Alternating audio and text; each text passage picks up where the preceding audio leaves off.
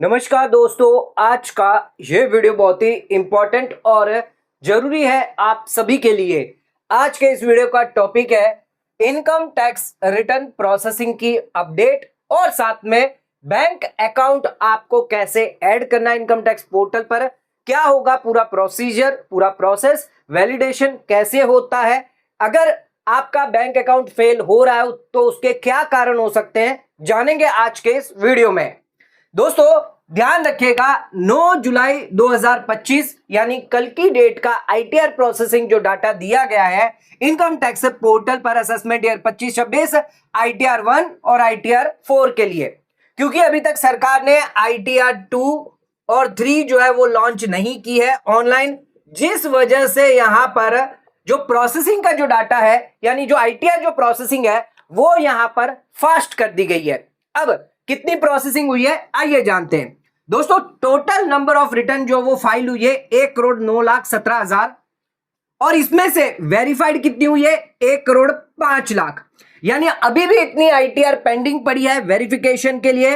Around 4,08,000 ITR जो है जिन्होंने अभी तक वेरिफिकेशन नहीं करवाया है। अगर आप वेरिफिकेशन नहीं करवा रहे हैं, हम लगातार कह रहे हैं जल्द से जल्द अपनी आईटीआर को वेरीफाई करें। जिन लोगों ने आईटीआर फाइल कर दी है ऑलरेडी, लेकिन यहां पर अभी भी ये जो डाटा है वो 4 लाख की कैटेगरी में आ रहा है, 4 लाख तक की आईटीआर अभी भी यहां पर वेरीफाइड नहीं करी गई है। तो जल्द से जल्द अपनी आईटीआर वेरीफाई करें, तभी आपकी आईटीआर जो है वो प्रोसेस होगी। लगातार हम इसको वीडियो में कह रहे हैं ताकि जिन लोगों को नहीं पता है तो वो भी यहां पर ध्यान दें और अपनी आईटीआर को वेरीफाई जल्द से जल्द करवाएं। अब इसमें से कितनी आईटीआर प्रोसेस हुई है तो 66 लाख आईटीआर प्रोसेस हो चुकी है और अभी पेंडिंग कितनी है तो 39 लाख आईटीआर अभी भी पेंडिंग पड़ी हुई है प्रोसेसिंग के लिए। यानी अराउंड 63% जो है वो यहां पर रेशियो निकल कर आता है, जहां पर आपकी आईटीआर जो है वो प्रोसेस हो चुकी है। 37% आईटीआर अभी भी पेंडिंग पड़ी है, ये भी बहुत जल्द प्रोसेस हो जाएगी। सरकार ने प्रोसेसिंग जो है वो फास्ट कर दी है, क्योंकि अभी तक आईटीआर 2 आईटीआर 3 जो है वो ऑनलाइन नहीं करी है। कई लोगों का सवाल आ रहा हमारे पास के आईटीआर 2 सर आईटीआर 3 जो है वो कब तक ऑनलाइन आ जाएगी। तो ध्यान रखिएगा 15 या 31 जुलाई से पहले पहले आपको यहां पर जो है आईटीआर 2 या आईटीआर 3 जो है वो ऑनलाइन देखने को मिल जाएगी। यानी इसी महीने में आपको जो आईटीआर 2 आईटीआर 3 फाइल करने का मौका मिल जाएगा, थोड़ा आपको वेट करना पड़ सकता है। तो ध्यान रखिएगा, ये तो हमने आपको बता दिया आईटीआर प्रोसेसिंग रिलेटेड अपडेट, कितनी आईटीआर एक्चुअली फाइल्ड हो चुकी, प्रोसेस हो चुकी है। फाइल तो हुई है 1,05,00,000, जिसमें से 66 लाख आईटीआर आपकी प्रोसेस हो चुके हैं, अभी भी 39 लाख आईटीआर पेंडिंग पड़ी है प्रोसेसिंग के लिए। अब यहां पर एक चीज ध्यान रखिएगा, अगर आपकी आईटीआर प्रोसेस हो चुकी है तो उस केस में आपका अगर रिफंड बन रहा है तो ये रिफंड जो है वो आपके बैंक अकाउंट में आता है, यानी एक हफ्ते के अंदर अंदर आपके बैंक खाते में ये पैसा आ जाएगा।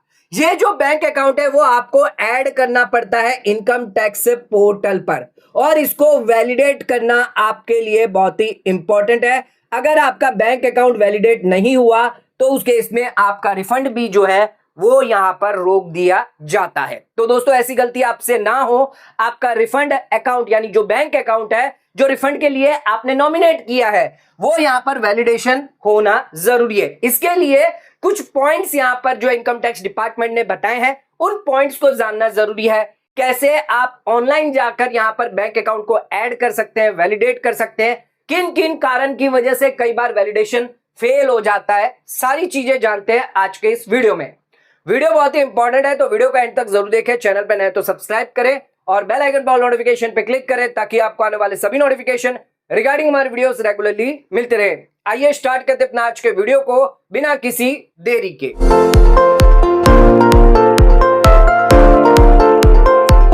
तो दोस्तों आइए स्टार्ट करते अपना आज के वीडियो को और बात करते हैं बैंक अकाउंट ऐड करने के लिए क्या क्या जरूरी बातें और कैसे आप बैंक अकाउंट ऐड कर सकते हैं। तो ध्यान रखिएगा, आपको इनकम टैक्स पोर्टल को लॉगिन कर लेना है, यूजर आईडी पासवर्ड डाल लेना है। इसके बाद आपको प्रोफाइल के अंदर बैंक अकाउंट अपडेट करके ऑप्शन होगा, वहां पर आप क्लिक करेंगे तो आप अपना बैंक अकाउंट जो है वो ऐड कर सकते हैं इनकम टैक्स पोर्टल पर। अब यहां पर ऐड करने के लिए क्या क्या डिटेल आपसे मांगी जाएगी, आइए पहले ये समझ लेते हैं। फिर कुछ जरूरी बातें इनकम टैक्स पोर्टल ने ध्यान रखने को कही है ये भी हम जान लेंगे। आपके पास बैंक अकाउंट नंबर होना चाहिए और इसको आपको 2 बार डालना है। इसके बाद बैंक अकाउंट टाइप यानी सेविंग है, करंट है, कैश क्रेडिट है, ओवरड्राफ्ट है या एनआरओ अकाउंट है, ये सभी अकाउंट आप ऐड कर सकते हैं जिसमें आपका जो रिफंड है वो क्रेडिट कर दिया जाएगा। इसके बाद account holder type primary account है या जॉइंट अकाउंट है। ध्यान रखिएगा आईएफएससी कोड करेक्टली डालिएगा और आप जो बैंक अकाउंट नॉमिनेट करना चाहते हैं अगर रिफंड पर्पस के लिए तो वो आप कर सकते हैं। जैसे ही आप करेंगे नॉमिनेट रिफंड के लिए तो आपकी कॉन्टेक्ट डिटेल जो है वो आ जाएगी, जो प्रोफाइल सेक्शन से यहां पर आपको दिख जाएगी। आपका मोबाइल नंबर, आपकी ईमेल आईडी दोनों जो है पोर्टल पर रिफ्लेक्ट करेगी। इसके बाद आपको प्रोसीड टू ई वेरीफाई करना है। आधार ओटीपी के बाद आपका जो बैंक अकाउंट है वो ऐड हो जाएगा। अब यहां पर जो है बैंक अकाउंट ऐड होने के बाद जो आपके इनकम टैक्स पोर्टल पर आपने किया है और एक्चुअल आपका जो बैंक अकाउंट है उसको यहां पर मैच किया जाएगा। कई सारी चीजें जो है वो मैच की जाती है। अकाउंट नंबर हो गया, नाम हो गया, आपका बैंक अकाउंट पैन कार्ड से लिंक है या नहीं है, कई सारी चीजें देखी जाती है जिसके बाद आपका बैंक अकाउंट जो है इनकम टैक्स पोर्टल पर वैलिडेट किया जाता है। एक बार अगर वैलिडेट हो गया उसके बाद अगर इनकम टैक्स डिपार्टमेंट द्वारा रिफंड जो है वो भेजा जाएगा तो सीधे आपके बैंक के खाते में आएगा। आपको कोई भी चिंता करने की जरूरत नहीं होगी। आइए जानते हैं इनकम टैक्स पोर्टल ने कुछ खास बातें यहां पर कही है, ये जानना आपके लिए जरूरी है। पहली चीज, आपका बैंक अकाउंट हमेशा लिंक होना चाहिए आपके पैन कार्ड से। तो आप अपने बैंक अकाउंट के अंदर अपना पैन कार्ड जाकर दे दें और ध्यान रखिएगा आपका जो नाम आ रहा है आपके पैन कार्ड पर वही नाम जो है वो आपके बैंक खाते में आना चाहिए, वो यहां पर मैच होना चाहिए। अगर आप मैच नहीं करेंगे तो उस केस में आपका अकाउंट वैलिडेट नहीं होगा। अकाउंट टाइप, यहां पर कौन से टाइप के अकाउंट है जिसके लिए आप बैंक अकाउंट ऐड कर सकते हैं रिफंड पर्पस के लिए। सेविंग हो गया, करंट अकाउंट हो गया, कैश क्रेडिट, ओवरड्राफ्ट और एनआरओ। अगर आप लोन अकाउंट ऐड करते हैं, पीपीएफ अकाउंट ऐड करते हैं तो उस केस में ये अकाउंट जो है वो इनवैलिड माने जाएंगे, यानी ये इनवैलिड सेक्शन में चले जाएंगे जहां पर आपको यहां पर इन अकाउंट के अंदर आपको रिफंड नहीं मिलेगा। रिफंड आपको कब तक इशू नहीं होगा? जब तक अगर आपने अकाउंट जो है वो बंद कर दिया है, आपका इनवैलिड अकाउंट है, आपने गलत अकाउंट डाला है, ब्लॉक अकाउंट है या अंडर लिटिगेशन में अगर चल रहा है तो उस केस में आपको रिफंड उन बैंक अकाउंट के अंदर नहीं दिया जाएगा। तो कई लोग जो है वो अपना बैंक अकाउंट डालकर भूल जाते हैं, जबकि वो अपना जो बैंक एक्चुअल जो बैंक अकाउंट है वो बंद कर देते हैं या वो अपना उनका अकाउंट जो वो ब्लॉक हो जाता है किसी कारण की वजह से या उनका लिटिगेशन चल रहा होता है जिसके कारण भी उनको रिफंड जो उनके बैंक अकाउंट में नहीं आ सकता, क्योंकि ये सारे रीजन होते हैं।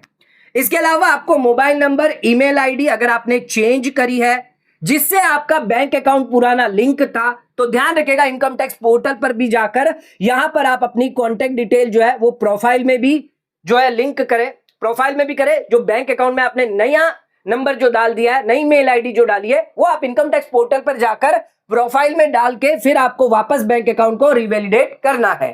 ऐसा नहीं करेंगे तो भी आपका रिफंड जो है वो अटक सकता है।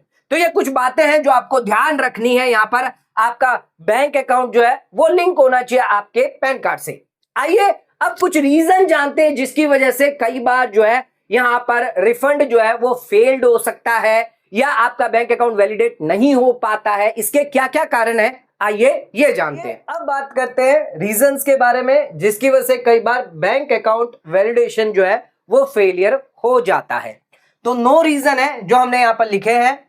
पहला है कि अगर आपका पैन कार्ड जो है वो अगर लिंक नहीं हुआ आपके बैंक खाते से तो उस केस में आपका bank account income tax portal पर वैलिडेट इन प्रोग्रेस में चला जाएगा या वैलिडेशन फेल हो जाएगा, प्रोसेस यहां पर नहीं हो पाएगा। ध्यान रखिएगा आपका नाम या पैन नंबर जो है अगर वो मिसमैच है तो भी यहां पर वैलिडेशन फेलियर हो सकता है। बैंक अकाउंट नंबर जो है अगर वो ही गलत आपने डाल दिया, वही अगर मैच नहीं है तो भी आपका वैलिडेशन फेलियर हो सकता है। या आपने जो अकाउंट नंबर डाला है वो एग्जिस्ट ही नहीं है, या अकाउंट क्लोज कर दिया गया, इनएक्टिव हो गया या डोरमेंट हो गया, इस वजह से भी वैलिडेशन फेलियर हो सकता है। अगर आपने आईएफएससी कोड डालने में गलती करी है, इनवैलिड आईएफएससी कोड डाला है, कई बार ऐसा होता है बैंक यहां पर मर्जर हो जाती है जिसकी वजह से आईएफएससी कोड जो है वो चेंज हो जाता है। तो यहां पर आपको जो अपडेटेड आईएफएससी कोड होता है वही आपको इनकम टैक्स पोर्टल पर डालना होता है। अगर आपने इनवैलिड अकाउंट टाइप सिलेक्ट कर लिया, आपका सेविंग का अकाउंट था लेकिन आपने करंट अकाउंट जो है वो सिलेक्ट कर लिया, तो भी यहां पर आपका वैलिडेशन फेलियर हो सकता है। अकाउंट होल्डर का नाम इनवैलिड है, या आपका अकाउंट फ्रोजन कर दिया गया है, ब्लॉक कर दिया गया है, या लिटिगेटेड बैंक अकाउंट है, तो ये कुछ रीजन है जहां पर आपका बैंक अकाउंट जो आपने ऐड किया था वो हो गया है वैलिडेशन फेलियर। तो ये सारे रीजन दिए गए हैं, तो ध्यान रखिएगा हर एक चीज आपको प्रॉपरली बैंक अकाउंट ऐड करते वक्त देनी है। बैंक अकाउंट नंबर प्रॉपर दीजिए, आईएफएससी कोड, कौन सा अकाउंट टाइप है, प्राइमरी है, जॉइंट है, सेविंग अकाउंट है, करंट अकाउंट है, प्रॉपर सिलेक्ट करिए और कॉन्टेक्ट डिटेल अपनी अपडेटेड रखिए अपने इनकम टैक्स पोर्टल पर भी, साथ ही साथ अपने बैंक अकाउंट में, और नाम यहां पर मैच रखे पैन कार्ड के बेसिस पर। तो जो भी आपके पैन कार्ड में नाम है वो आपके बैंक अकाउंट में नाम होना चाहिए, और वही नाम जो है वो आपकी प्रोफाइल में होना चाहिए। अगर ये सारी चीजें होगी तो आपका जो बैंक अकाउंट है वो वैलिडेट हो जाएगा, कोई भी यहां पर दिक्कत आपको नहीं आएगी। और एक बार बैंक अकाउंट वैलिडेट हो गया, फिर आईटीआर फाइल करते ही जैसे ही आपकी आईटीआर प्रोसेस होगी, इंटीमेशन आएगा, उसके एक हफ्ते के अंदर अंदर आपका पैसा आपके बैंक खाते में जमा हो जाएगा, जिसके बाद आपको कहीं पर भी भागने की जरूरत नहीं पड़ेगी, ना ही कोई परेशानी लेने की जरूरत पड़ेगी। तो ध्यान रखिएगा बैंक अकाउंट ऐड करना बहुत ही इंपॉर्टेंट है।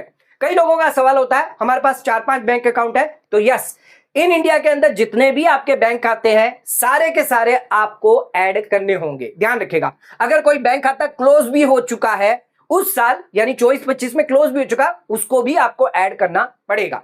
आप सभी के लिए यहां पर जो है वो रिफंड नॉमिनेट कर सकते हैं, या सभी के लिए कर सकते हैं, लेकिन क्लोज है, इनएक्टिव है, डोरमेंट है, इनके लिए आप नॉमिनेट नहीं कर पाएंगे। तो ध्यान रखिएगा आप कितने भी number of bank account add कर सकते हैं रिफंड पर्पस के लिए। किसी भी एक जो भी वैलिडेशन है अकाउंट होगा उसके अंदर आपका रिफंड जो है वो भेज दिया जाएगा। तो दोस्तों आज का वीडियो आपको कैसा लगा नीचे कमेंट करके हमें जरूर बताइए।